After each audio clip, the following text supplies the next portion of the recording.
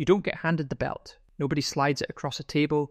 Nobody mails it to your door. You earn it in increments so small that most people never see them adding up. You earn it in a gym that smells like iron and old sweat at 5:47 in the morning, when the rest of the world is still sleeping and you're already bleeding from your knuckles on a heavy bag that doesn't care about your dreams. That's where this starts. Not in the octagon. Not under the lights. In a converted garage in Stockton, California, where the ceiling is low and the winters are cold, and your father works double shifts at a warehouse on the edge of town. You're 9 years old. There's a bag hanging from a beam your uncle installed crooked, and it swings wrong when you hit it, and you learn to adjust. That adjustment, that instinct to compensate, is the first technical lesson of your career. You never take a class. Not at first. There's no money for classes. What you have is a library card and a VHS copy of a 1994 kickboxing tape your uncle left behind when he moved to Sacramento. You watch it until the tape warps. You pause it on footwork sequences and study the angle of a man's hip when he pivots. You notice that when he throws the left hook, his right heel comes off the floor by exactly 1 inch. You understand, at age 11, without anyone telling you, that the power doesn't come from the arm. It comes from the ground, from the torque of the whole body rotating like a coil releasing. You practice that rotation 10,000 times before you ever step into a real gym. At 14, you find Marcus Reyes, or he finds you. It depends on who's telling the story. He runs a boxing and wrestling program out of a rec center on Charter Way, Thursday and Saturday evenings. $8 a session when you can pay, free when you can't. Marcus is 53 years old and has the hands of a man who once fought for money and the eyes of a man who knows what it costs. He never tells you you're talented. He tells you what's wrong. Every time. Your stance is too wide, he says. You're giving up your lateral movement to get more power. That's a trade. Know every trade you make. You narrow your stance. You lose 3 inches of power generation and gain 6 inches of lateral movement. You run the calculation.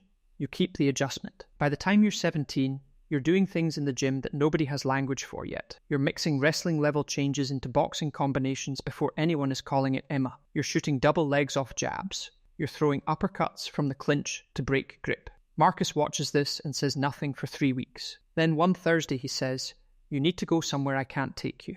He calls a man named Ernesto Vega in Las Vegas. He doesn't tell you what he says. He just hands you a folded piece of paper with an address and says, "You leave Sunday." You're 18. You have $340 in a bank account and a duffel bag. You leave Sunday. Las Vegas in July is a different kind of heat than California. It sits on you. Ernesto's gym is out past the strip, past the residential sprawl, in a warehouse complex near the airport. You hear flights overhead every 11 minutes. The first morning you count them.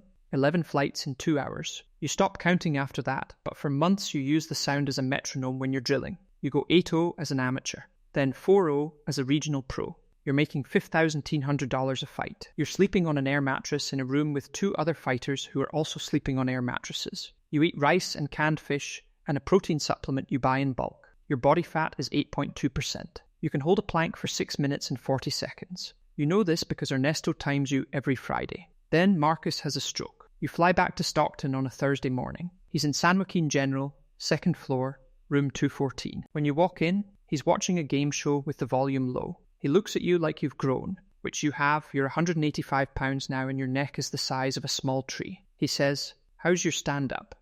You say, "Getting there." He says, "That means it's not there yet." He dies 11 days later. Pulmonary embolism. You get the call on a Tuesday at 6 a.m. and you sit on the floor of the kitchen with your back against the refrigerator for a long time. Ernesto comes in, sees you, fills a glass of water and sets it on the floor next to you. Doesn't say a word. Goes back to his office. You fight 2 weeks later. First round knockout. 47 seconds. You're not angry in the cage. You're precise. There's a difference that people who watch fights don't always understand. Anger makes you fast and sloppy. Precision makes you fast and correct. When the man across from you throws a wide right, you don't dodge it because of instinct. You dodge it because you've watched 200 hours of footage and you know that when a right-handed striker loads their back shoulder more than 15 degrees past center, the punch is committed and they cannot retract it in time. So you slip to the outside. So you're already in position for the left hook to the jaw. The math was done years ago. You're just executing. This is what nobody sees. This is why you win. By 24, you're ranked 4th in the world. By 25, you're #1 contender. The promotion offers you a title shot against a man named Darryl Whitmore, who has held the belt for 3 years and has the kind of chin that makes commentators describe him as impossible to stop. The fight is in T-Mobile Arena on a Saturday in March. 20,341 people in attendance. The walkout is through smoke and noise and a tunnel that seems to go on longer than it should. You've done the math on Whitmore 600 times. You know that he drops his left hand by 4 inches in the third round when he's tired. You know he's never been taken down successfully because nobody has tried in the right moment. You know the right moment is the 2:15 mark of round 3, when his breathing changes and his stance widens. At 2:17 of round 3, you shoot. He goes down. He doesn't get up in time. The referee waves it off. The belt exists. It gets put around your waist by a man in a suit whose name you don't catch over the noise. Here's the part nobody tells you about. After the cameras and the post-fight interview and the medical check, you go back to the locker room. Your team is there. 6 people who have been with you for years. They're hugging. Someone opens a bottle of something. Music is playing from someone's phone. You sit down on a bench in the corner and take the ice pack off your left hand, which absorbed the full force of 2 elbow blocks in the second round, and is already the colour of a bruise that hasn't decided how bad it's going to be. You look at the belt on the bench next to you. It's heavier than you expected. The centre plate is real gold. Your name isn't on it yet. They add your name later. You think about Marcus. You don't cry. You just think about him. About the Thursday evenings on Charter Way. About $8 a session, free when you can't. About the first technical correction he ever gave you and everyone after. You run a quick count in your head and estimate he gave you somewhere between 900 and 11,100 technical corrections over the course of knowing him. Each one made you slightly more exact. Each one added up to the night where you took down a man nobody thought could be taken down at the moment nobody thought you'd find. That's what it is, actually. A chain of corrections administered over years by a man who didn't make money from your success and wouldn't live to see it. That's the whole story, stripped down. In the months after, things change.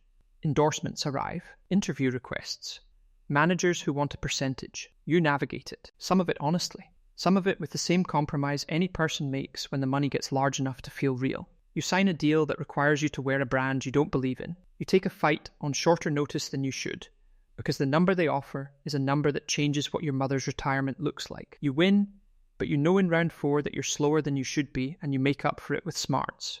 Which works, but you notice it. You file it. You make note of every trade. The gym at 5am still looks the same. The bag still swings wrong sometimes and you still adjust. The math is still there. You still count the variables. The difference now is that the variables include things Marcus never prepared you for, because he was teaching you to fight people, not to navigate what comes after. There are fighters who win the belt and you never hear their names again. And there are fighters who win the belt and become something else. A body of work, a method, a proof of concept for what systematic technical obsession can do when it starts with nothing and refuses to approximate. You are not the most talented person who ever stepped into the octagon.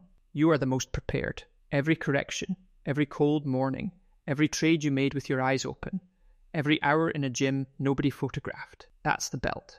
The ceremony is just the receipt. Talent walks in the door, preparation kicks it down. The difference between the fighter who fades and the fighter who becomes a legacy isn't God-given, it's chosen. Every single day, at 5:47 am, when nobody is watching and nothing is guaranteed. You are not the most talented, you are the most prepared. If that's not enough for you, start preparing. If this hit different, subscribe. We get new stories every week, real ones.